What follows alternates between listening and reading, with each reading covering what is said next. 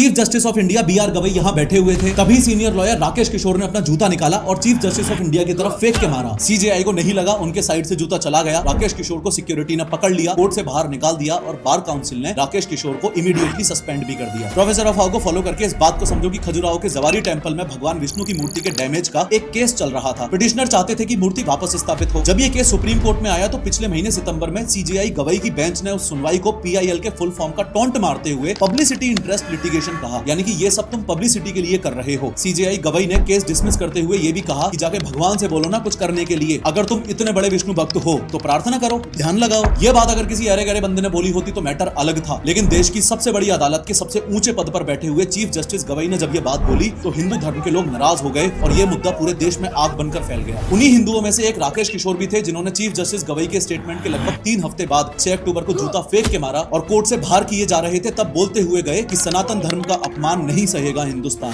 देखो, कोर्ट एक न्यूट्रल जगह होती है, इसलिए जज को अपनी लैंग्वेज में रिस्ट्रेंट रखना चाहिए, स्पेशली तब जब बात रिलीजन से जुड़ी हो। सीजेआई ने बाद में क्लैरिफाई भी किया कि उनका रिमार्क जुडिशियल कॉन्टेक्स्ट में था और उन्होंने बोला आई रिस्पेक्ट ऑल रिलीजन्स, लेकिन तब तक लोग हर्ट हो चुके थे। पर इसका मतलब यह भी नहीं है कि किसी वकील को जज पे जूता फेंकने का हक मिल जाता है। सीनियर लॉयर राकेश किशोर ने जो किया प्लस सीजेआई गवई ने जो बयान दिया, दोनों ही चीजें गलत हैं।